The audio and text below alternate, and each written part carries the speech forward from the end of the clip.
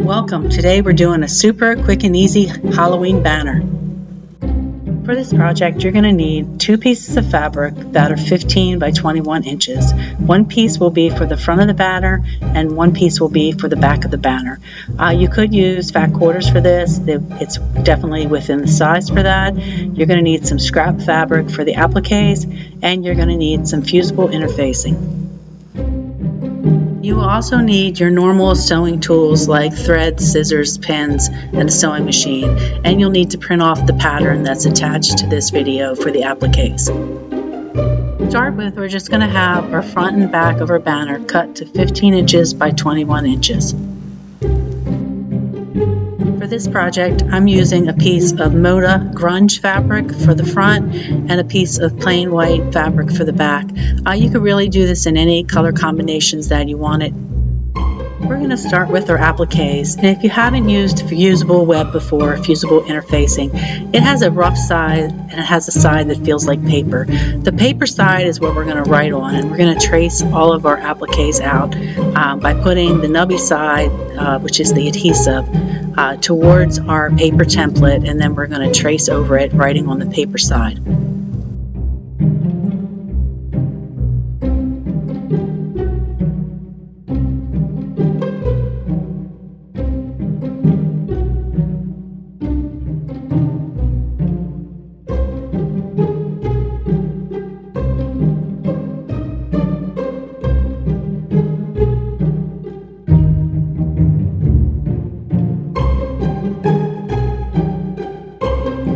Get to the eyes, the mouth, and the pumpkin, you're going to want to trace them onto a piece of fusible web that's outside of your ghost body. If you've appliqued before, you'll know that some people like to trim away the inside of an applique, get rid of some of that fusible web because it'll make your piece kind of stiff. But if you're using white fabric for this ghost, I wouldn't recommend doing what you're seeing here in the picture because when I turned this white fabric upside down, I could clearly see where the fusible web was. So it's better if you make the ghost one entire piece of fusible web. Once you have traced all of your shapes, your appliques, onto the fusible web, we're going to iron them onto the wrong side of our fabric. And when you initially cut these shapes out, you don't want to cut on the lines. You'll cut on the lines after it's been fused to the fabric. If you wait to cut your shapes out on the lines through the paper, the adhesive, and then the fabric, you'll get a much nicer line, a nice cut, a nicer edge. Here's my little pumpkin fabric that I'm going to use, and I'm going to fuse the fusible web to the wrong side of the fabric. And you can see here that I've not trimmed on the lines. I'm going to wait until I got that fused and the fabric has cooled.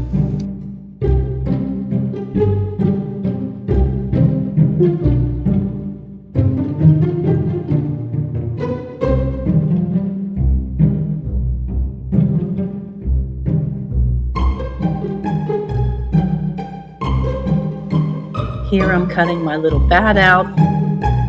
When you get to the ghost eyes, you'll want to trace that twice so that you get 2 eyes. And if you don't want to mess with the center of the eyes, you can always paint that on later. When you get to the word boo, you're going to need to trace it as you see it here, because when you're working with letters in fusible web, your letters have to be backwards for them to turn out correct. So you'll trace the B backwards and then you'll trace the O twice to get 2 O's for the word boo. Once you have cut out all of your applique pieces, it's now time to put them onto our background. You may want to trace the applique pattern for the line-up for the arms, mouth, and eyes for the ghost before you fuse them onto your background fabric. And you'll want to do this very lightly or with some disappearing ink. To get our appliques positioned properly, we want to fold the background fabric. This is for the top side of the banner. We want to fold it in half, and we're just going to finger press the center line.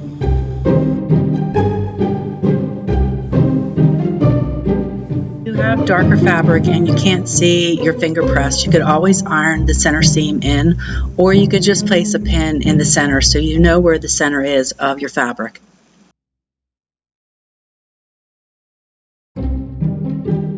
Now we we want to take our little ghost and we want to find the center of our little ghost. And we just really need to just press a little center line in the bottom of our ghost.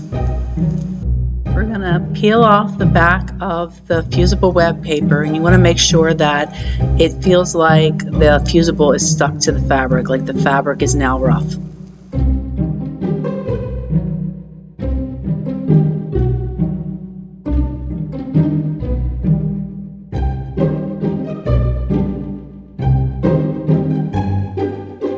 Now we're going to lay out our ghost so that the center of the ghost is about 1 inch to the left of the center of our background fabric and is 7.5 inches down. The top of the head of the ghost is 7.5 inches down from the top of our black fabric.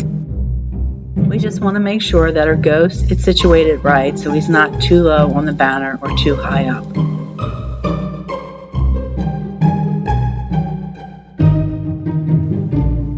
Once we have him positioned correctly, we're just going to go ahead and fuse the ghost down. We're going to iron him to our background fabric.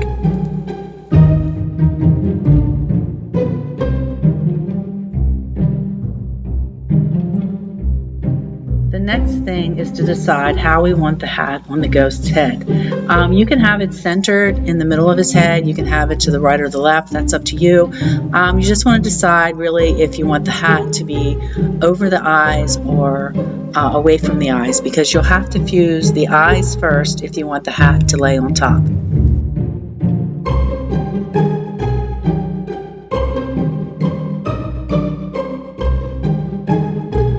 I went ahead and did the eyes first because I knew that I wanted the hat to kind of be tilted on his head and over the one eye. From here, you're just going to lay out your pieces and fuse them in place.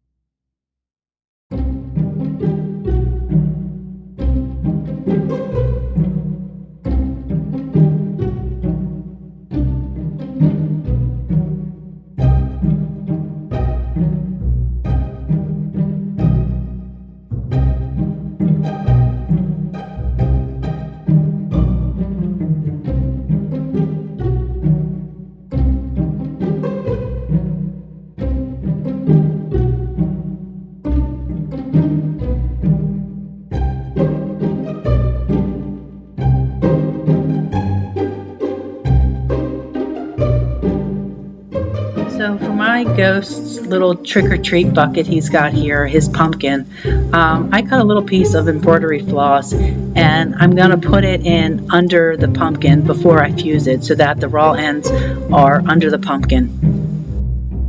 For the detail of the ghost, like the lines in his hat and the lines on his pumpkin and the center of the eyes, also the word boo, you can definitely use a marker or paint pen to draw lines onto your piece, your applique, or you can sew those lines with a sewing machine. That's up to you. I debated about it, and the B for the boo, I didn't know whether I wanted to cut that out or to color it in with a magic marker like a Sharpie. I ended up just sewing lines onto the fabric with my sewing machine. The same thing with the pumpkin. I really didn't know if I wanted to sew lines onto the pumpkin or to use a marker to do that. I ended up sewing the lines onto the pumpkin, and I sewed his little arms. I just used a straight stitch and made little arms. Once you have your pieces fused to your background fabric, you'll want to sew them down and add your detail. Here I just free motion stitched and went around it a couple of times so it looked kind of wonky, spooky I was hoping for. And you can add a detail with stitching if you're not comfortable with that. You can always use a paint marker or a Sharpie. You just have to be careful and practice with it on a scrap piece of fabric first, because some of your markers will bleed a little bit. So just give it a little practice before going at it. And it should look good. It turned out to be really cute. Once you have your appliques sewn down, we're going to add the back fabric, and we're just going to line that up with right sides together. If you have a right side on your fabric, it'll be right sides together.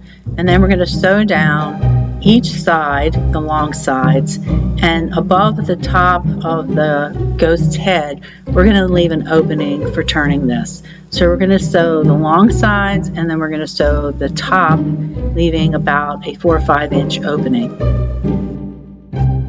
We are not going to sew the bottom of the banner at this time.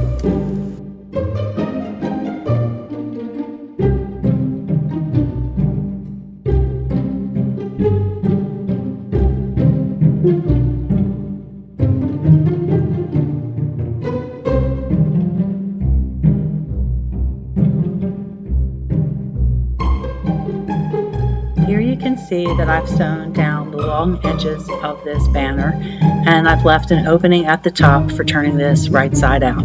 And my seam is about a 1/2 inch from the raw edge. You could do a 1/4 inch or a 1/2 inch, it doesn't matter. The next thing that we're going to do is we're going to fold this banner in half longwise, and we're going to make sure that we have it folded in half with all the raw edges lined up.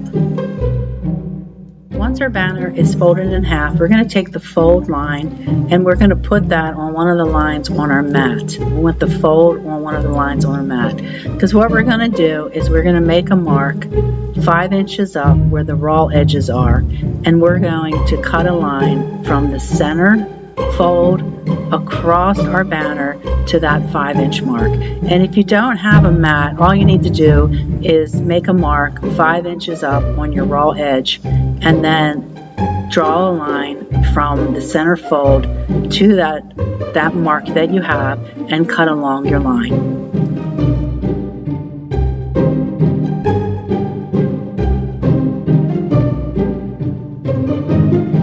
We're now going to unfold our banner, and we're going to sew along this bottom edge to close up the banner. So if you did a 1/2 inch seam allowance before, continue with that. If you did a 1/4 inch seam allowance, do that. It really doesn't matter. Just be consistent with what you do. After you sew that, we're going to clip our corners because we're going to turn this right side out.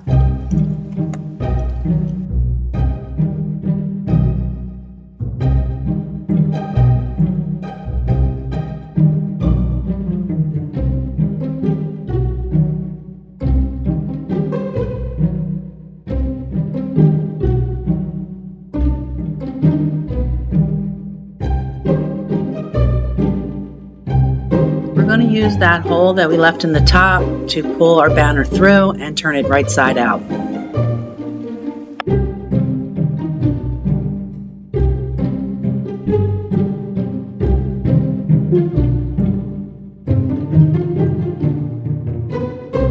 You get the banner turned right side out, you'll need to take some kind of object to push the corners out so you get some nice points on all the corners.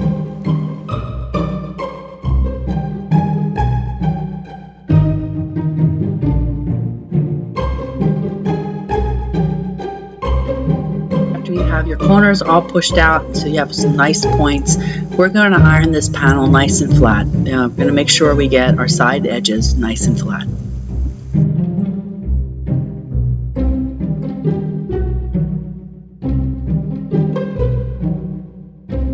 The top of this panel, you're just going to tuck in those raw edges that you have from the hole that you used for turning. You'll tuck in the raw edges and you'll line it up so that it's straight across the top.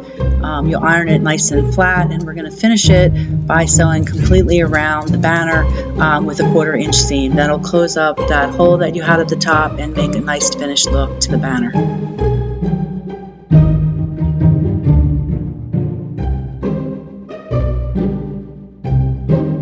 You can see the 1/4 inch top stitching that I did all around the edge just to finish that off and to close up the hole at the top.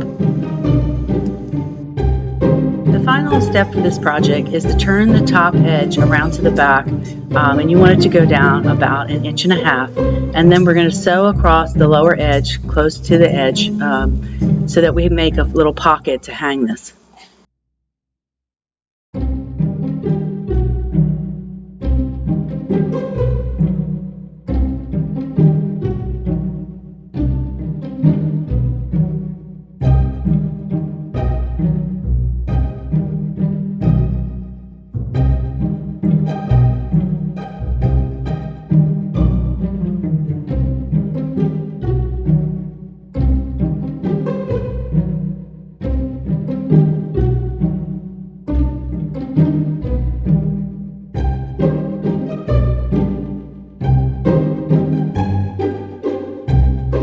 you've sewn your hanging sleeve or your hanging pocket, you can insert a little dowel through there.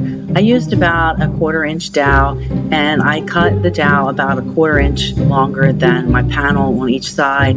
But if you're using really thick yarn, you might want to cut it like 3/8 inch bigger. You can finish this with any kind of yarn or rope that you like. You can put little pom-poms on it, however you like to finish it off. Thank you for sticking with me through the end of this video. If you like this video, please consider subscribing, liking, and commenting. Thank you very much. Have a happy Halloween.